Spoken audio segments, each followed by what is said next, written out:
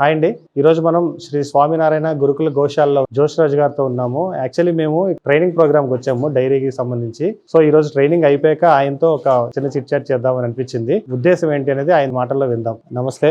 First మీకు మీ మీ విద్యకి నమస్కారం.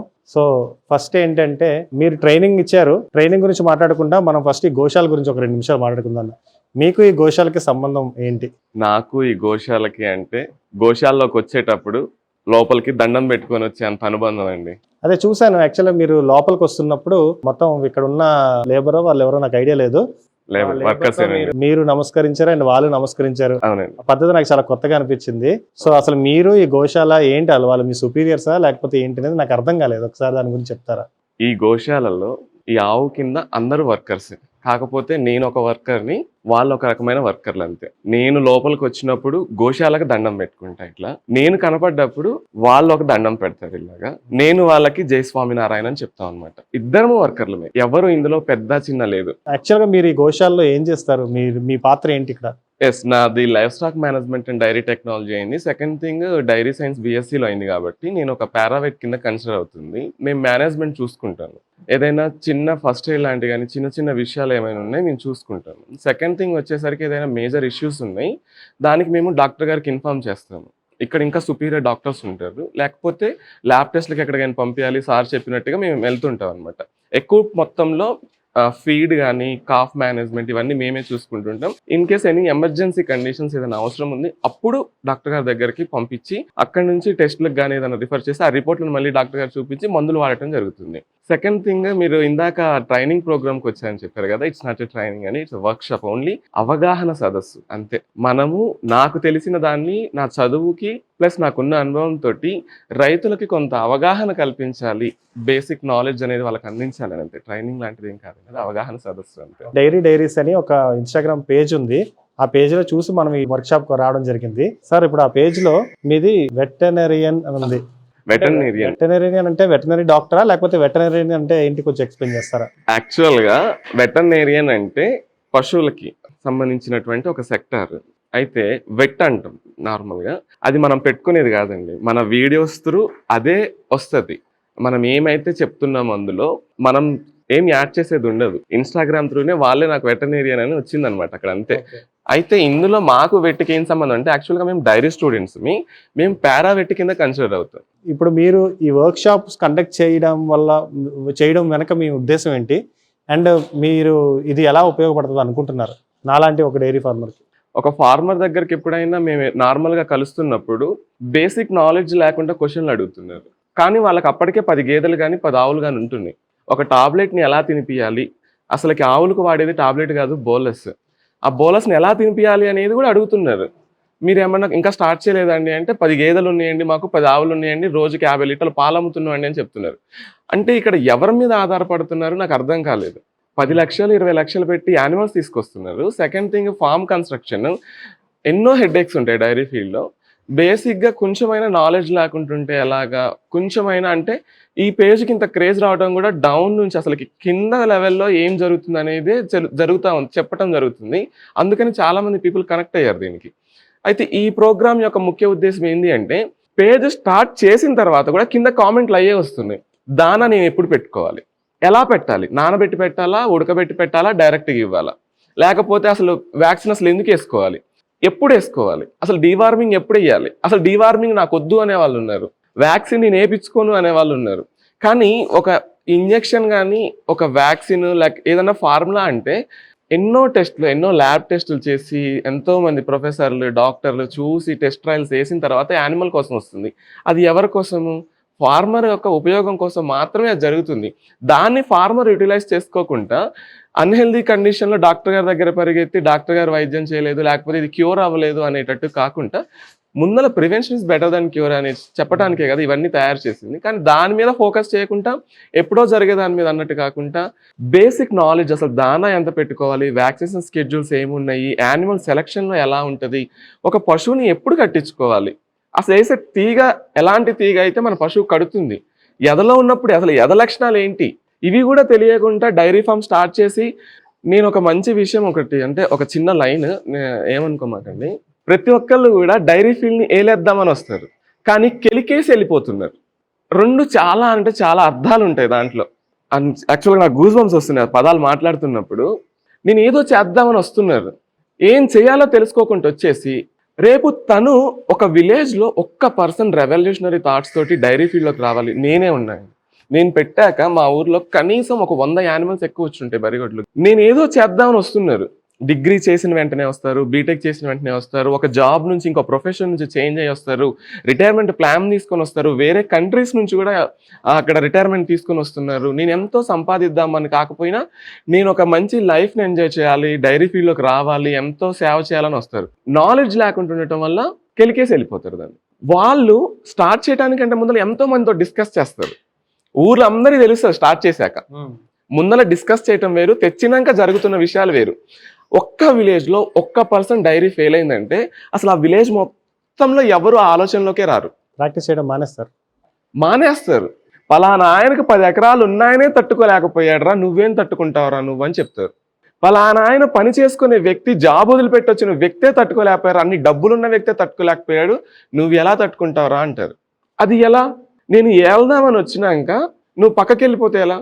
ఒక చిన్నగా మా వైపు నుంచి ఏంటంటే ఒక ఫీల్డ్లో మనకు రావాలి. మనం nursery, LKG, UKG, 10th, inter, degree చేసి లేదా ఒక బీటెక్ చేసి ఒక ఎంటెక్ చేసి ఒక ఫీల్డ్లోకి వెళ్తుంది. ఏ ఫీల్డ్లో నుంచి అయినా కూడా ఒక జాబ్ వచ్చింది, ఒక బిజినెస్ చేస్తున్నారు చదువుకున్న వ్యక్తి, ఆల్ ఆఫ్ సడన్ ఒక జాబ్కి మనం చదువుకున్న చదువు ఇవన్నీ ఉపయోగపడుతున్నాయి.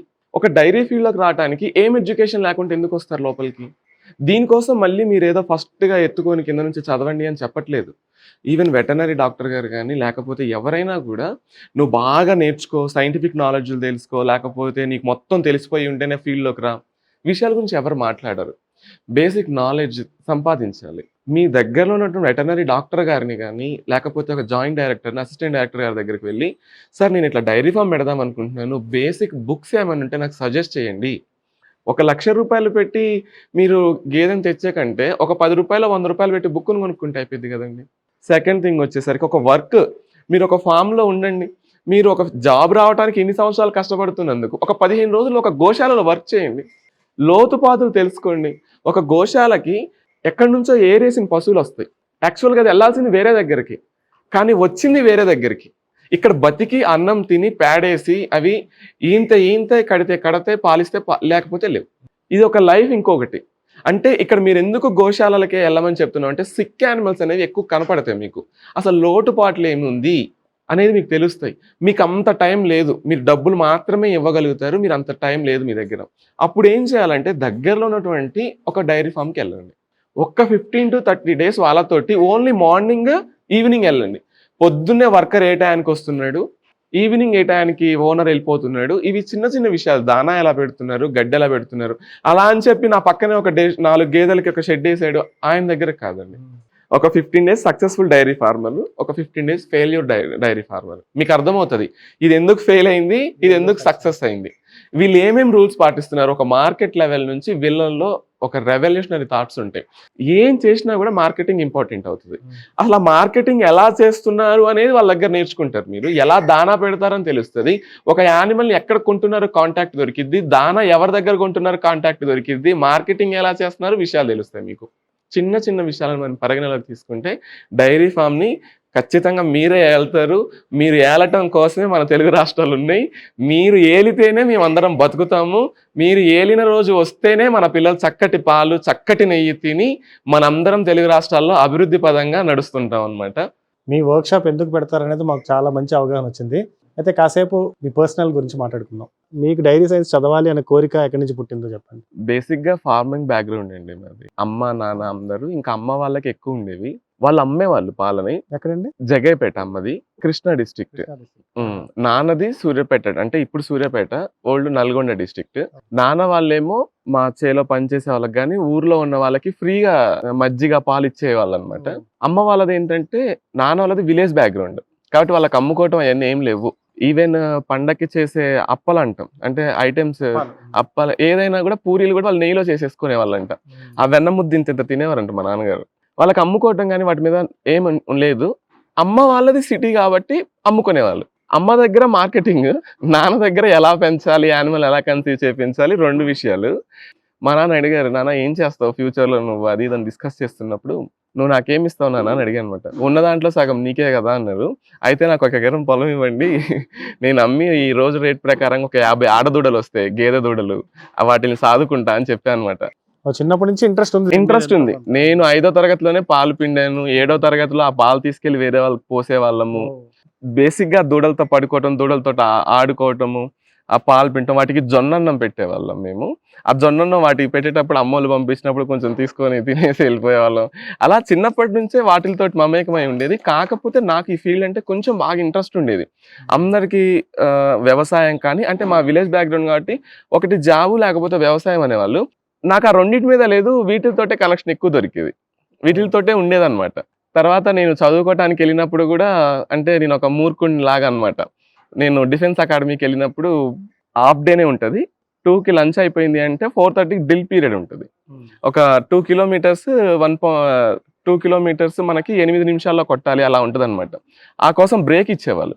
ఆ బ్రేక్లో నేను దగ్గరలో ఉన్నటువంటి వెటర్నరీ హాస్పిటల్స్కి వెళ్ళి డాక్టర్లతో డిస్కస్ చేస్తూ ఉండేవాళ్ళం అనమాట. ఎలా డైరీ ఫామ్ చేయాలి, ఎలా కన్స్ట్రక్ట్ చేసుకోవాలి, ఇంకా మంచి మంచి విషయాలు నేర్చుకుంటా ఉండి ఒక బుక్ పెన్ను తీసుకొని వెళ్ళి రాసుకుంటా ఉండేవాడిని. అది ఒకసారి అనుకోకుండా మా నాన్నగారికి ఇంటికి వచ్చాక సెలవుల్లో ఆ బ్యాగ్ ఎందుకు అనుకోకుండా బుక్ ఓపెన్ చేసినప్పుడు ఇదే బుక్ వచ్చింది, అదే పేజ్ ఓపెన్ చేశారు. ఆ బుక్ ఓపెన్ చేయగానే ఇదే విషయాలు కనపడ్డాయి. చదువుకోవడానికి అని పంపిస్తే ఈ వేషాలు ఏంటి అది అని అడిగారు. బట్ అప్పుడు చాలా మెచ్యూర్డ్ మా నాన్నగారు, చాలా చాలా జాగ్రత్తగా మాట్లాడారు. ఆలోచించి ఓకే అన్నారు. డిగ్రీ చేశాను అందులోనే. చేసిన తర్వాత నువ్వు ఎలా ప్రయాణం చేస్తావు అని అడిగినప్పుడు నాకు 2 గేదెలు కొనిపించండి అని అడిగాను. చాలా అంటే చాలా ఇబ్బంది పెట్టాను వాళ్ళను కూడా. అందరూ ఒక డైరీ ఫామ్ కన్స్ట్రక్ట్ చేయాలన్నా, ఏం చేయాలన్నా కూడా మంచిగా డైరీ డెవలప్ చేసుకోవాలి ఈ ఆలోచనతోటి ముందరికి వెళ్ళిపోతూ ఉంటారు. కానీ మా నాన్న నా పడే బాధని విని ఒక దినానికి వెళ్ళి 2 గేదెలు కొనుక్కొని వచ్చారు. అదే ఊర్లో మార్కెట్ ఉంది. ఒక 2 గేదెలు తీసుకొని వచ్చారు. అది తల్లి కూతురు 2 ఈయన్ని 2 పాలిచ్చేవే. ఆ రెండిటితోటి ప్రయాణం మొదలైన నా ప్రయాణము తర్వాత 35 గేదెల వరకు తీసుకొని వచ్చింది. పాలు ఇంటింటికి డోర్ డెలివరీ చేసేవాడిని. డోర్ డెలివరీ చేసే క్రమంలో ఏంటంటే నేను ఇంకా నాకు ఆ నీడ్ అనేది ఎక్కువ అవుతా ఉంది, పాలు అనేది. నేను ఇంక అంతకంటే ఎక్కువ పెంచలేను, వర్కర్లను పెట్టుకోవడం అట్లా ఏం లేదు, మా ఫ్యామిలీనే కష్టపడే వాళ్ళం. అయితే ఇంకా అవసరం పడుతుంది, నేను ఎలా చేయాలని చెప్పి మా విలేజ్లో ఉన్న రైతుల్ని ఒకసారి ఆలోచించుకొని నేను ఒక పాల కేంద్రాన్ని ఏర్పాటు చేయడం జరిగింది. ఆ పాల కేంద్రంలో ఆ పాలను తీసుకొని నాకు అవసరమైన పాలు నేను వాడుకుంటాను, కొంత మొత్తంలో పాలని డైరీకి పంపించేవాడిని. అందరిలాగా డైరీ ఇచ్చిన డబ్బులు ఇవ్వకపోయేవాడిని. 2 to 5 రూపీస్ ఎక్స్ట్రా ఇచ్చేవాడిని నేను. నా దగ్గరికి ఎందుకు రావాలి, ఎందుకంటే నేను మధ్యలో పాలని కొంత నేను ఎక్కువ రేటుకి అమ్ముకుంటున్నా అని చెప్పి నేను 2 to 5 రూపీస్ వాళ్ళకి ఎక్స్ట్రా ఇచ్చేవాడిని. ఇచ్చి వాళ్ళకి ఏదైనా యానిమల్ కొనుక్కుంటా అంటే 50% డబ్బులు ఇచ్చేవాడిని నేను. అట్లా వాళ్ళకి ఫార్మర్కి ఎంతైతే హెల్ప్ అవసరం అవుతుంది, ఒక మెడికల్ పరంగా వాళ్ళకి మేనేజ్మెంట్ పరంగా నేను చూసుకునేవాడిని. ఇటు చూసుకుంటే ఫైనాన్షియల్గా కావాలి అనుకుంటే అలా సహాయం చేసి, ఏం అవసరం లేదు అనుకున్నా కూడా నేను ప్రతి ఒక్కళ్ళకి లీటర్కి 2 to 5 రూపీస్ ఎక్స్ట్రా ఇచ్చేవాళ్ళని, అంటే 10%కి. అలా ప్లాన్ చేసుకుంటా మా ఊర్లో అసలు నేను స్టార్ట్ చేయకముందు రోజుకి 1 క్యాన్ పాలు వచ్చేవి. నేను స్టార్ట్ చేశాక నేనే 2 క్యాన్లు పాలు పట్టాను. 1 క్యాన్ 40 లీటర్స్, పొద్దున్న 2 క్యాన్లు, సాయంత్రం 2 క్యాన్లు. అలా స్టార్ట్ చేసి తర్వాత కొంచెము హైదరాబాద్లో నాకు మ్యారేజ్ అయింది. మా మిస్సెస్ గవర్నమెంట్ టీచర్ జాబ్ వచ్చిందనమాట. వెంటనే హైదరాబాద్కి షిఫ్ట్ అవ్వడం జరిగింది. నాకు గ్రాడ్యుయేషన్ అందులోనే ఉంది, livestock management and dairy technology చేస్తున్నాను. కొంచెం అనుభవం కూడా ఉంది కాబట్టి ఇక్కడ నేను కొంచెం సర్వైవ్ అయ్యి, కొంచెం విలేజ్ లెవెల్లో మనకి రూరల్గా 1 లేదా 5 గేదెలు పెంచే ఫార్మర్స్ తోటి ఉన్న అనుభవానికి ఒక డైరీ ఫీల్డ్, డైరీ ఫామ్ చేసుకునే డైరీ ఫార్మర్ దగ్గరికి వెళ్ళి వచ్చే అనుభవం అనేది నాకు ఇక్కడికి వచ్చాక డెవలప్ అయింది. ఇది ఎన్ని ఇయర్స్ బ్యాక్ అండి? ఇది 7 ఇయర్స్ అయిపోయింది. 7 ఇయర్స్ కంప్లీట్ అయిపోయింది. 18లో వచ్చాము. 2018లో మేము వచ్చాము. ఇప్పటి వరకు కొనసాగుతుంది. హైదరాబాద్ లో మీరు ఎట్లా సస్టైన్ అయ్యేవారు? అంటే ఇట్లాంటి గోశాలలో అంతే అండి. ఎంప్లాయ్ అనేం లేదు. నేను ఎలా సస్టైన్ అయ్యానంటే, నాకు కొంచెం అనుభవము, చదువుకున్న సర్టిఫికేట్స్ ఉన్నాయి. మేము డైరీ మేనేజ్మెంట్గా మేము చదువుకున్న వాళ్ళం. పారావెట్ అనే వాళ్ళు కానీ, లేకపోతే డిప్లొమా చేసిన వాళ్ళు డైరీ టెక్నాలజీలో డిప్లొమా కానీ, లేకపోతే vocational course livestock management and dairy technology చేసిన వాళ్ళకి కానీ ఒక ఫామ్లో మేనేజ్మెంట్ చూసుకోవడానికి వాళ్ళు అర్హులు. ఏ ఫామ్లోనైనా వాళ్ళు ఉండడానికి వాళ్ళు అర్హులు. వాళ్ళు ఫీడ్ మేనేజ్మెంట్ చూసుకుంటారు. మాకు హెల్త్ కూడా టచ్ ఉందండి. ఎందుకంటే వైరల్ డిసీజెస్ ఏంది, బ్యాక్టీరియల్ డిసీజెస్ ఏంది, ప్రోటోజోల్ డిసీజెస్ ఏంది, డయాగ్నోస్ ఏంటి, ఏం ఇంజెక్షన్స్ ఇస్తారు కూడా ప్రాక్టికల్ గా కొంతవరకు నేర్చుకుంటాము. మేము చదువుకునేటప్పుడు 6 మంత్స్ వరకు ట్రైనింగ్ సెషన్స్ ఉంటాయి. ఆ ఒక్క only livestock management dairy technology ద్వారా చదువుకున్న వాళ్ళకి పారావెట్ లో వెటర్నరీ అసిస్టెంట్ అని తెలంగాణలో ఉంటుంది. ఆహా అనేమో ఆంధ్రప్రదేశ్లో ఉంటుంది. వాళ్ళకి 3 to 5 ఇయర్స్ ఎక్స్పీరియన్స్ వచ్చిన తర్వాత వాళ్ళ చేతిలో ఒక హాస్పిటల్నే పెడతారు. అంటే వాళ్ళు ప్రతి ఒక్క ఇంజెక్షన్ వేస్తారు, ప్రతి ఒక్కటి డయాగ్నోస్ చేస్తారు. అంటే ఒక 5 సంవత్సరాలు డాక్టర్ గారి దగ్గర నలిగితే వాళ్ళు చేయడానికి అర్హులు అనేటట్టుగా వెళ్తుంది అనమాట మంది. నేను ఇప్పటికే 12 సంవత్సరాలు నా ఓన్ ఎక్స్పీరియన్స్ ఉంది, నాకు చదువుకున్న అనుభవం ఉంది కాబట్టి నేను ఊరికనే సస్టైన్ అయిపోయాను. ప్రతి ఒక్కళ్ళ దగ్గర బేసిక్ నేను ఏదో డైరీ ఫార్మర్ని కొంత విషయం వరకే డిస్కస్ చేస్తా అనేది లేదు. నాకు ఆ నాలెడ్జ్ చాలా బాగుంది, మా నాన్నగారి దగ్గర నుంచి వచ్చింది. టర్మినాలజీ డిస్కస్ చేయడానికి మేము చదువుకున్నాం కాబట్టి రెండు కలిపి నేను బయలుదేరాను ఇక్కడికి. నేను చాలా సంతోషంగా సస్టైన్ అయ్యండి. మీలాగా రూరల్లో గేదెలు ఆవులు చేస్తున్న వాళ్ళ కుటుంబంలో నెక్స్ట్ జనరేషన్ కి ఇదే చదువుకోవాల్సి వస్తే వాళ్ళకి మీరు ఏం చెప్తారు? ఇది బెటర్ ఎడ్యుకేషన్, ఆ ఎడ్యుకేషన్ వాళ్ళకి ఎలా హెల్ప్ అవుతుంది అండ్ దానికి తగ్గ ఉద్యోగాలు ఏముంటాయి? కనీసము మనం ఆలోచిస్తే ఒక మండలంలో ఒక వెటనరీ డాక్టర్ లేరు చదువుకున్న వాళ్ళు. మండలంలో వెటనరీ డాక్టర్ గారు అపాయింట్ అవుతున్నారు. కరెక్ట్. మా మండలం వస్తున్నారు, కానీ మా మండలంలో వెటర్నరీ డాక్టర్లుగా చదువుకున్న వాళ్ళు లేరు, బీవీఎస్సీ చేసిన వాళ్ళు లేరు. ఈ కోర్స్ ఎందుకు సక్సెస్ అవ్వదండి? ఒక విలేజ్ నుంచే ఒక డాక్టర్ ఉంటే మనం ఎక్కడికో వెళ్ళి ఏదో కష్టపడి సంపాదించాలి బాగా కాదు. మన విలేజ్ లో ఉన్న ఫార్మర్స్ కి మనం అనుకూలంగా ఉంటే సరిపోతుంది. సో ప్యాషన్ ఉన్న వాళ్ళు ఈ డిగ్రీని తీసుకోవడం చాలా ఖచ్చితంగా తీసుకోవాలి. అది గవర్నమెంట్ తరపున ఏం జరుగుతుంది అంటే, ఇప్పుడు మేము ఉన్నాము, 10వ తరగతి అయిపోయిందండి, మనకు ప్యాషన్ ఉంది, livestock management dairy technology ఏమో ఒకేషన్లో ఉంది, డిప్లొమాలోనేమో డైరీ టెక్నాలజీ ఉంది. ఈ livestock management and dairy technology చేసిన వాళ్ళేమో బీఎస్సీ డైరీ సైన్స్కి వస్తారు, డిగ్రీ బ్యాక్గ్రౌండ్కి వస్తారు. ఇందులో డిప్లొమా చేసిన వాళ్ళేమో బీటెక్ డైరీ టెక్నాలజీలోకి వెళ్ళిపోతారు. ఇది 3 years చేస్తారు కాబట్టి ఒక ఇయర్ కలిసి అన్ని బీటెక్ లానే ఇందులో కలిసి వెళ్ళిపోతారు అనమాట. వీళ్ళకి ఎంటెక్ ఉంటుంది, మాకు ఎంఎస్సీ డైరీ సైన్స్ ఉంటుంది. ఇలా వెళ్ళిపోతుంటాం. మేము చేసిన ఫస్ట్ స్టెప్ ద్వారానే మాకు గవర్నమెంట్ జాబ్ అవకాశం ఉంటుంది. ఓకే, మనం ఏదో బీఎస్సీ చేయాలి లేకపోతే బీటెక్ చేయాలని కాదు, ఫస్ట్ చేసిన 2 years 3 years కోర్స్కే జాబ్ అవకాశం ఉంది. ఒకవేళ పొజిషన్స్ లేకపోయినప్పటికీ ఇట్లా ఫ్రీలాన్సింగ్ గా కానీ లేకపోతే బయట ప్రైవేట్ పెద్ద డైరీస్ లో ఎంప్లాయీగా కానీ ఆపర్చునిటీస్ ఉంటాయి అంటారు. ఎత్తుక్కోవాలి, చాలా వరకు ఉంటాయి. ఏదో కాంపిటీషన్ లాగా కాకపోతే నాకు ఎక్కడ ఉద్యోగం దొరకట్లేదని మళ్ళీ ఏదో చేసుకోవటం అని కాదు. ఇది చదువుకుంటే ఎక్కడైనా మనం కొంచెం నాలెడ్జ్ ఉంటే ఖచ్చితంగా సస్టైన్ అవ్వగలుగుతాం. మీ గురించి ఇప్పుడు ఇక్కడ నిన్న ట్రైనింగ్కి వచ్చిన వాళ్ళు కొంతమంది చెప్పడం జరిగింది, అలాగే నాకు తెలిసిన ఫార్మర్స్ కూడా చెప్పారు మీరు వాళ్ళకి చాలా నమ్మకం అండ్ మీ హస్తవాత్ చాలా బాగుంటది అని. నేను అడిగే క్వశ్చన్ ఏంటంటేనండి, మీరు జర్నీలో సుమారు ఎంతమంది ఫార్మర్స్ తో కలిసి పనిచేసి ఉంటారు? చాలా మంది తోటి అండి, ఒక రఫ్ గా ఒక 1000 మంది అనుకోవచ్చా? అంత నెంబర్ లేకపోయినా ఒక 500 members తోటి అయితే కలిసి ఉంటాను. 500 members తోటైనా మాట్లాడి ఉంటాను. 500 మందికి సర్వీస్ చేసి ఉంటాం మేము ఈ తెలంగాణ రాష్ట్రంలో. తెలంగాణలో మాత్రమే కేవలం. ఓకే, తెలంగాణ రాష్ట్రంలో 500 మందిని చూస్తారు కదండి. మొత్తం అందరిగా అంటే ఒక్కొక్కరికి ఒక్కొక్క మైండ్ సెట్ ఉంటుంది, బట్ యూనిఫామ్ గా అందరి మైండ్ సెట్ తీసుకొని రైతులు ఈ రోజు డైరీ ఫార్మింగ్ చేస్తున్న వాళ్ళు ఏ మైండ్ సెట్ తో ఉన్నారు అంటే మీరు ఏం చెప్తారు? అండ్ వాళ్ళు ఏ మైండ్ సెట్ తో ఉంటే బెటర్ అని సజెషన్ ఇస్తారు? రైతులానే ఆలోచిస్తున్నారు, డైరీ ఫార్మర్ లానే ఆలోచిస్తున్నాడు. రైతులు ఏంటంటే అదే మూసకొట్టు ధోరణిలో పరిగెడుతున్నాడు. ఇంకా డైరీ ఫామ్ పెట్టిన వాళ్ళు కొంచెం ఆలోచనతోటి స్టార్ట్ చేస్తున్నారు. వీళ్ళు ఎలా వెళ్ళాలి అంటే ఫస్ట్ కొంచెము మండలంలో ఉన్నటువంటి డాక్టర్ గారిని కన్సల్ట్ అవ్వాలి, అయ్యి కొంత నాలెడ్జ్ తెచ్చుకున్న తర్వాత ముందరికి వెళ్ళడానికి ప్రయత్నం చేయాలి. కానీ డైరెక్ట్గా ఈ ఫీల్డ్లోకి రావటం కానీ ఏదో డబ్బులు వచ్చేస్తాయని ఈ ఫీల్డ్లోకి రావటం అట్లాంటివి ఏం చేయకుండా మూసకొట్టు ధోరణి నుంచి ఏదైనా బయటపడాలి అంటే డాక్టర్ గారిని సంప్రదించి లేకపోతే పారావెట్ని సంప్రదించి వెళ్ళాలి. మీ జర్నీ అర్థమైంది. అయితే ఇప్పుడు ఈ డైరీ గురించి కాసేపు మాట్లాడుకుందాం. ఈ డైరీస్ తాలూకా ప్రయాణం ఎన్ని ఇయర్స్ నుంచి స్టార్ట్ చేశారు? ఎస్, ఫస్ట్ ఆఫ్ ఆల్ ఇది 2019లోనే దీనికి బీజం పడ్డది. కాకపోతే స్టార్ట్ చేయటము 2024లో పడ్డది. డైరీస్ అంటే డైరీ అంటేనేమో మన పశువులు, డైరీస్ అది ప్రతిరోజు ఒక నోట్బుక్, మన లోగోలో కూడా ఉంటుంది, డైరీ నోట్స్ ఒకటి ఉంటుంది, రాయటానికి ఒక పెన్ను కూడా ఉంటుంది. ప్రతిరోజు పశువుల గురించి మనము డైరీ ఫామ్లో ఏం చేస్తాము అనేది చెప్పాలి అనేది దాని యొక్క ముఖ్య ఉద్దేశం.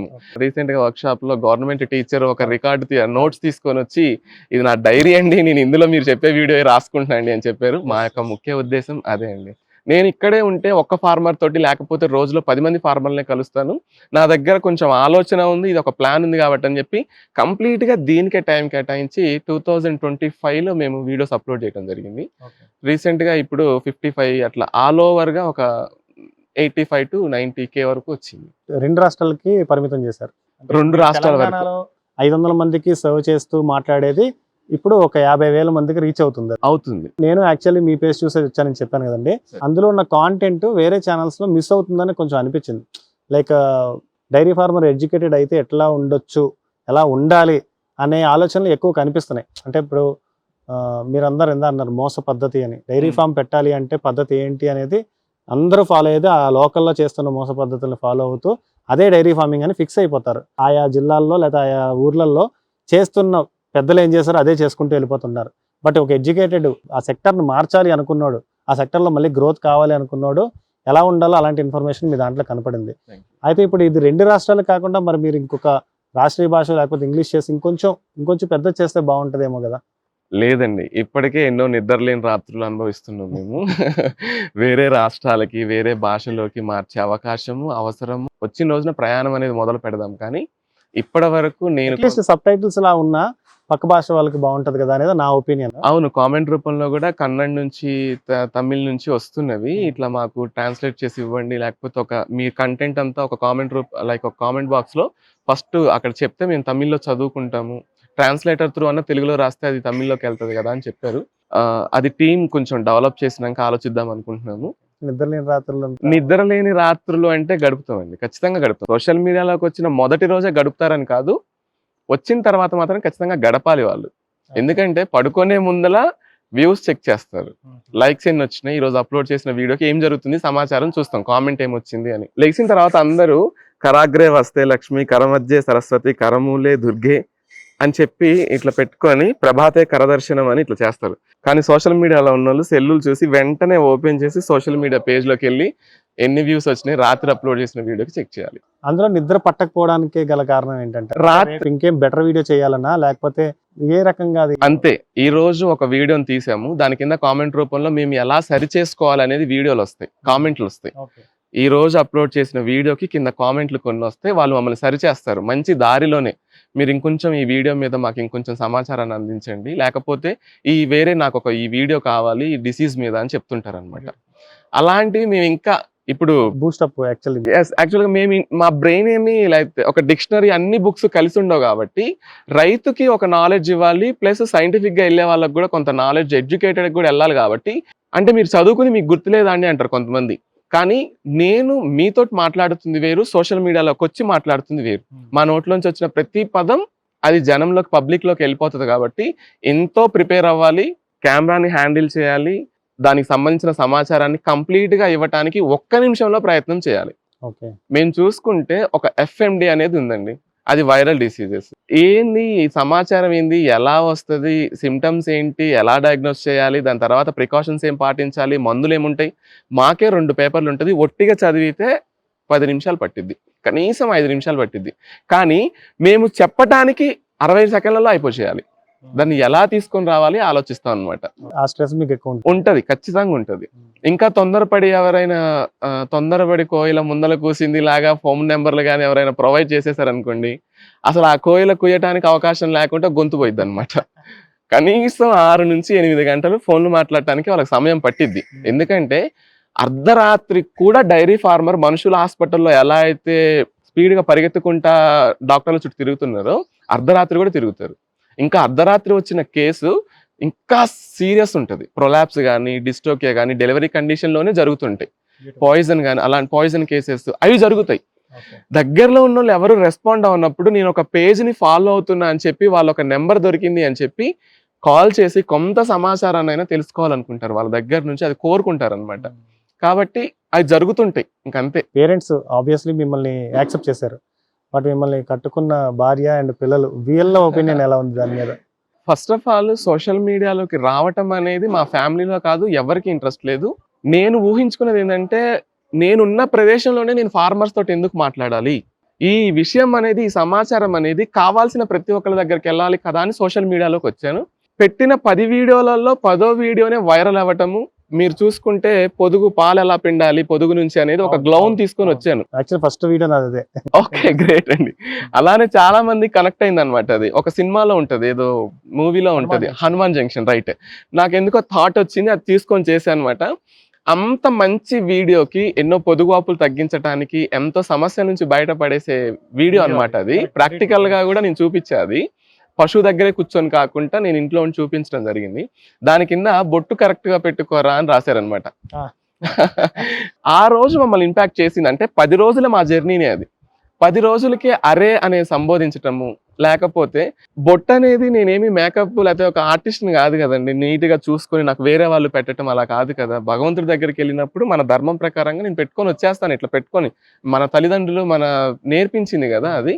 నేను ఏదో అలా పెట్టుకొని వచ్చాను, ఆ బొట్టు ఏదో క్రాస్ పోయింది, దాని గురించి కామెంట్లు వచ్చినాయి, కంటెంట్ వదిలిపెట్టి. ఆ ఒక్క విషయం, ఆ ఒక్క కామెంట్ వల్ల మా ఇంట్లో పెద్ద డిస్కషన్స్ నడిచినాయి. మనకెందుకు అసలుకి ఈ ఫీల్డ్ అరే అని సంబంధించుకోవటం, మనకెందుకు మనకున్న ఈ చిన్న జీవితంలో మళ్ళీ వాళ్ళ బ్రెయిన్ లోకి మనం వెళ్ళటము, లేకపోతే పబ్లిక్ ప్లాట్ఫామ్ లోకి ఎందుకని.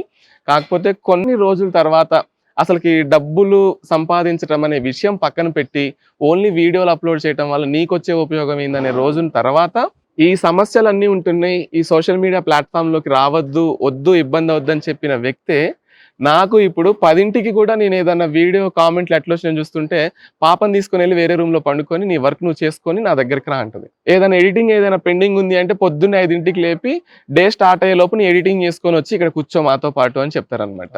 వాళ్ళు ఆ విధంగా సపోర్ట్ ఇచ్చారు మా కన్న తల్లిదండ్రులు, గురువులతో పాటుగా. తర్వాత నా లైఫ్ లోకి వచ్చినా కూడా అసలు యాక్చువల్ గా నేను తను నాకు ఇంత సపోర్ట్ చేస్తుందని మీరు గుర్తు చేసి, వైఫ్ అనే పాత్రని మీరు గుర్తు చేసిన తర్వాతే తను నాకేం చేసింది గుర్తు వస్తుంది అనమాట. ఎంతో చేస్తుంది అనేది నాకు ఇప్పుడు గుర్తుకొస్తుంది, అసలుకి తను ఎంత హెల్ప్ చేస్తుంది నాకు అనేది. అంటే ఇప్పుడు మీరు వైఫ్ సపోర్ట్ చేయడానికి ఆ రోజు అపోజిషన్ రావడానికి కారణం ఆ ఒక్క కమెంట్ అయితే, సపోర్ట్ చేయడానికి అలాంటి వేలాది కమెంట్స్ అయి ఉంటుందని నా ఒపీనియన్. తను సపోర్ట్ చేస్తుంది, నేను తీసుకునే ఒక నిర్ణయం కానీ నేను పడే తపనని చూసి సపోర్ట్ చేసింది. ఓకే, తను గవర్నమెంట్ ఎంప్లాయ్, తను గవర్నమెంట్ కింద పని చేయడానికి ఉంది కాబట్టి తన పనిలో తనే ఉంటుంది. తనకు సంబంధం లేనిది తను అసలు సోషల్ మీడియాలో అకౌంట్లో ఏలిపేడో పెట్టదు. కాకపోతే నేను పడే తపన, నేను చదువుతున్న బుక్స్, ఎక్కడెక్కడి నుంచో బీవీఎస్ చేసిన వాళ్ళ దగ్గర నుంచి కూడా బుక్స్ తీసుకొని, సపరేట్ డిపార్ట్మెంట్స్ నుంచి బుక్స్ కలెక్ట్ చేసుకుంటా, వేరే స్టేట్స్ నుంచి వేరే లాంగ్వేజ్లో సాంస్క్రిట్లో రాసిన బుక్స్ కూడా నా దగ్గర ఉన్నాయి. అవన్నీ చదువుకుంటా, ట్రాన్స్లేట్ చేసుకుంటే ఆ తపనని చూసి నేను ఏదైనా వీడియో వైరల్ అయింది, 1 lakh వ్యూస్ వచ్చినాయి అని హ్యాపీగా చెప్తున్నప్పుడు నా కళ్ళల్లో ఆ సంతోషాన్ని చూసి నాకు సపోర్ట్ చేస్తున్నారు. ఇప్పుడు వర్క్షాప్కి తను హెల్ప్ చేయడానికి గల రీజన్, నేను ఈ తలకాయ నొప్పిలో ఉంటే వచ్చిన ప్రతి ఒక్కళ్ళకి అడ్రస్ల గురించి కానీ, లేకపోతే మేము ఎక్కడికి రీచ్ అయ్యాము, ఎలాంటి బస్సు ఎక్కాలని కానీ, అలాంటివి డౌట్స్ ఏదన్నా వచ్చినప్పుడు నేను వర్క్షాప్కి రెడీ అవ్వకుండా ఎక్కడ సమాచారాన్ని రైతులకి తక్కువ అందియటము, ఈ టెన్షన్ వల్ల ఎంత ఇబ్బంది అవుతుంది.